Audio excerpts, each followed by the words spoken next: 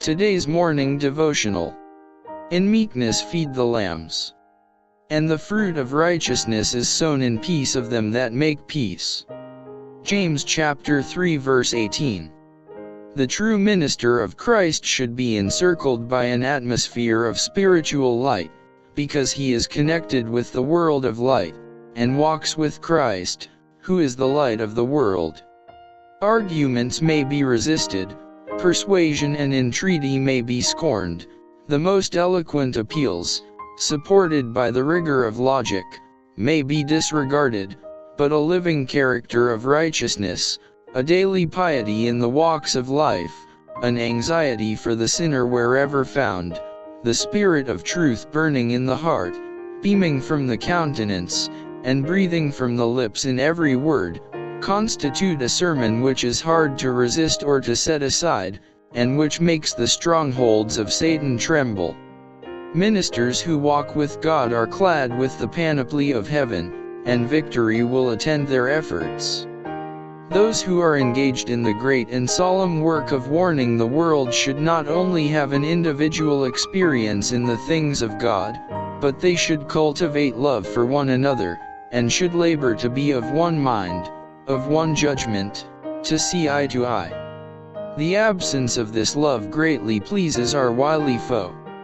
He is the author of envy, jealousy, hatred, and dissension, and he rejoices to see these vile weeds choke out love, that tender plant of heavenly growth.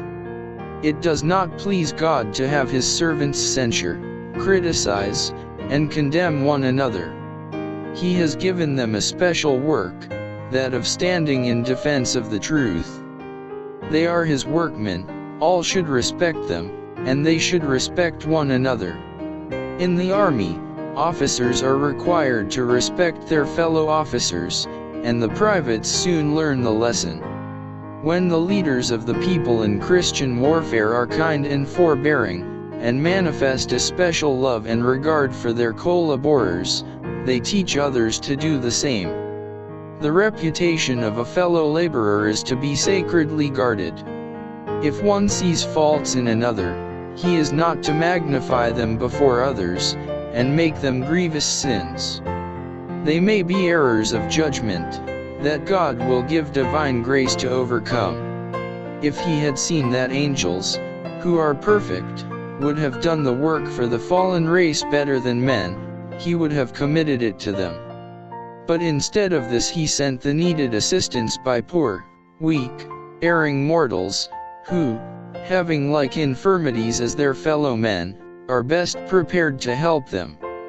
There was Peter, who denied his Lord.